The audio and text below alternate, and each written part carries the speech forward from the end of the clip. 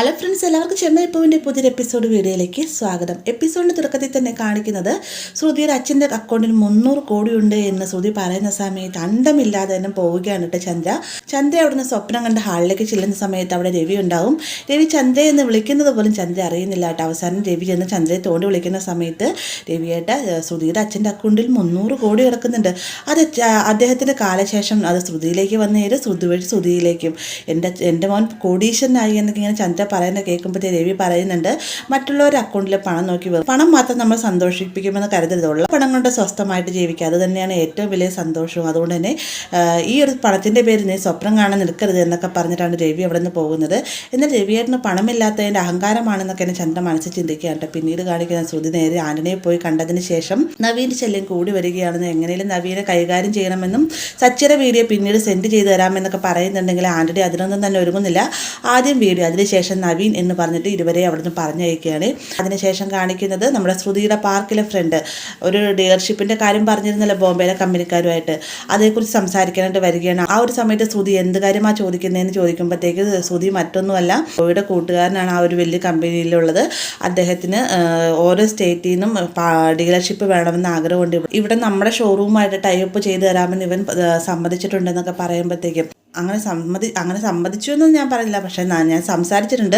അവർക്ക് നല്ല ബാക്ക്ഗ്രൗണ്ട് ചുറ്റുപാടുള്ളവരെയൊക്കെയാണ് വേണ്ടതെന്ന് ഇങ്ങനെ ശ്രുതിയുടെ കൂട്ടുകാരൻ പറയുന്ന സമയത്ത്, എന്നാൽ അത് കിട്ടാൻ പോകുന്നില്ല. ഉള്ള അനിയൻ കാർ ഡ്രൈവറും, മറ്റവനാണെങ്കിൽ ഹോട്ടലിലെ ഷെഫും, അച്ഛനാണെങ്കിലോ വണ്ടി ഡ്രൈവർ. ഒരിക്കലും എനിക്ക് കിട്ടാൻ പോകുന്നില്ല, ഞാൻ മാത്രമാണ് ആ വീട്ടിലാകെയുള്ള ബിസിനസ്മാൻ എന്നൊക്കെ ഇങ്ങനെ ശ്രുതി പറയുന്ന സമയത്ത്, അങ്ങനെയൊന്നുമില്ല, ഞാൻ ഇതൊക്കെ മാറ്റി പറഞ്ഞിട്ടുണ്ട്. നിൻ്റെ അനിയൻ സച്ചി 19 കാറിൻ്റെ ഓണറാണെന്നും ശ്രീകാന്തിന് ഒരു റെസ്റ്റോറൻറ്റ് ഉണ്ടെന്നൊക്കെയാണ് ഞാൻ അയാളോട് പറഞ്ഞിരിക്കുന്നത്. അതായത് നിന്നെ നല്ല രീതിയിൽ തന്നെ പൊക്കിയെ ഞാൻ വെച്ചിട്ടുണ്ട് എന്നൊക്കെ പറയുമ്പോഴത്തേക്കും, നീ എന്തിനാ കള്ളം പറഞ്ഞതെന്ന് ശ്രുതി ചോദിക്കുന്ന നേരത്തെ, ഓ കള്ളം പറയാത്തൊരു മഹാൻ, കള്ളം പറഞ്ഞതിനല്ലേ നീ ഇത്രയും നാൾ ജീവിച്ചതെന്ന് ശ്രുതിയുടെ കൂട്ടുകാരൻ ചോദിക്കുകയാണ്.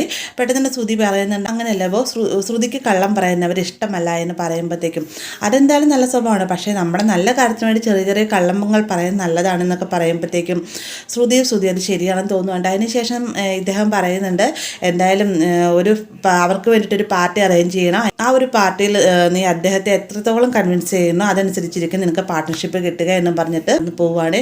അതിനുശേഷം ശ്രുതിയുടെ കൂടിയിട്ട് എങ്ങനെയെങ്കിലും ഈ ഒരു ഡീലർഷിപ്പ് നമുക്ക് കിട്ടണമെന്നും ആ ഒരു ഡീലർഷിപ്പിലേക്ക് കൊണ്ടുവരാൻ നേരത്ത് പാർട്ടിയിൽ എന്തായാലും സച്ചി, രേവതി, ശ്രീകാന്ത് വശമൊക്കെ വരുമല്ലോ, പക്ഷെ അവർക്ക് ആർക്കും തന്നെ ശ്രുതിയുടെ നിലവാരം അനുസരിച്ച് ഈ ഒരു വലിയ ലുക്കൊന്നും കാണുന്നില്ല കേട്ടോ. അതേ രീതിയിൽ തന്നെ അവർ താഴ്ത്തിക്കെട്ട് സംസാരിക്കുമ്പോഴത്തേക്ക് ശ്രുതിയായി പറയാൻ എന്തായാലും ആ ഒരു ലുക്കിലേക്ക് അവർ കൊണ്ടുവരികയും വേണം, ഈ ഒരു പാർട്ടി നടത്തി നമുക്ക് ഈ ഒരു ഡീലർഷിപ്പ് ഏറ്റെടുക്കുകയും ചെയ്യണം. അതിനുള്ളൊരു സൂത്രം ശ്രുതിയോടായിട്ട് പറയുന്നുണ്ട് കേട്ടോ.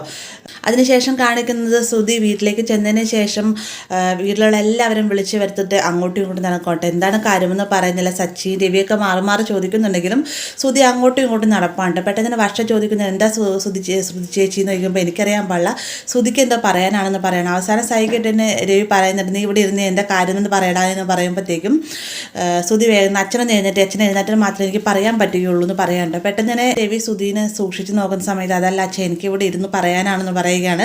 സച്ചി വേഗം എന്ന് പറയുന്നുണ്ട്, അച്ഛൻ അവിടെ നിന്ന് എഴുന്നേറ്റ് മാറി, അവൻ എന്താ പറയാനുള്ളതെന്ന് പറഞ്ഞിട്ട് പോട്ടെ, ബാക്കിയുള്ളവനാണ് ഈ ഉറക്കം വന്നിട്ട് മേല എന്നൊക്കെ സച്ചി പറയുന്നുണ്ട്. അങ്ങനെ ശ്രുതി അവിടെ ഇരുന്നതിന് ശേഷം എല്ലാവരോടും പറയുന്നുണ്ട്, നാളെ ഒരു പ്രത്യേക ദിവസമാണെന്ന് പറയുമ്പോഴത്തേക്കും വർഷ ചോദിക്കുന്നുണ്ട്, ശ്രുതി ചേച്ചിയുടെ ബർത്ത്ഡേ ആണ്. അങ്ങനെ ഓരോരുത്തരും ഓരോ കാര്യങ്ങൾ പറയുന്നത്. കൂടുതൽ സച്ചി പറയുന്നുണ്ട്, നിൻ്റെ ഷോറൂം തുറന്നിട്ട് 100 ദിവസമായില്ലേ, ആ ഒരു കാര്യമല്ലേ എന്ന് ചോദിക്കുമ്പോഴത്തേക്കാണ് കേട്ടോ ഈ ശ്രുതിയൊക്കെ തന്നെ അറിയുന്ന 100 ദിവസമായി എന്നുള്ള കാര്യം. പെട്ടെന്ന് തന്നെ ചന്ദ്ര പറയുന്നത്, അല്ലെങ്കിൽ ഇവരുടെ സ്വഭാവം നിങ്ങൾക്ക് അറിയാമല്ലോ, ഇവർ ബാക്കിയുള്ളവരെ ലൈഫിലേക്ക് കുളിഞ്ഞു നോക്കിയ കാര്യങ്ങൾ കണ്ടെത്തുന്നതല്ലേ, അതുകൊണ്ടാണ് ഇവൻ എല്ലാ കാര്യങ്ങളും ഓർമ്മയിരിക്കുന്നതെന്ന് പറയുമ്പോഴത്തേക്കും രവി പറയുന്നുണ്ട്, നിനക്ക് ഇവരെന്തെങ്കിലും പറഞ്ഞ് സമാധാനാവില്ലല്ലോ ചന്ദ്രേ, ആ ഒരു സ്വഭാവം നിന്റെയാണെന്ന് രവി പറയുന്നുണ്ട്. രേവതിയും പറയുന്നുണ്ട്, അച്ഛൻ പറഞ്ഞത് നേരാണ്, അമ്മയ്ക്ക് ഏത് സമയത്ത് ഞങ്ങളുടെ ജീവിതത്തിൽ എന്താ ഉണ്ടാവുന്നതെന്ന് ഒളിഞ്ഞു നോട്ടമാണ്, അത് ആ ഒരു സ്വഭാവം അമ്മയുടെ തന്നെയാണെന്ന് രേവതിയും പറയാണ്ട. രേവതിയുടെ സംസാരം ചന്ദ്രക്കെട്ട് പിടിക്കുകയും ചെയ്യുന്നില്ല.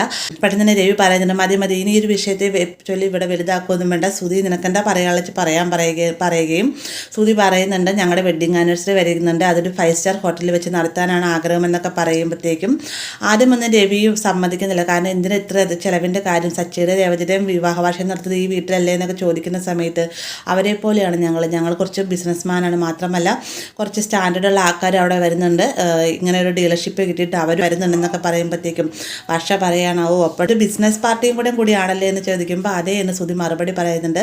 കൂട്ടത്തിൽ തന്നെ രവിയോടായിട്ട് പറയുന്നുണ്ട്, അച്ഛ ഈ 5 സ്റ്റാർ ഹോട്ടലിൻ്റെ ലൊക്കേഷൻ അച്ഛനെ അയച്ചു തന്നേക്കാൻ രവിയോട് പറയുകയും രവി ശ്രുതിനെ രൂക്ഷമായി നോക്കുന്ന ആ ഒരു ഭാഗത്തോടെയാണ് ഇന്നത്തെ എപ്പിസോഡ് അവസാനിക്കുന്നത്. വീഡിയോ ഇഷ്ടമായി ലൈക്ക് ചെയ്യാനും കൂടെ ചാനൽ സബ്സ്ക്രൈബ് ചെയ്യാനും മറക്കരുത്.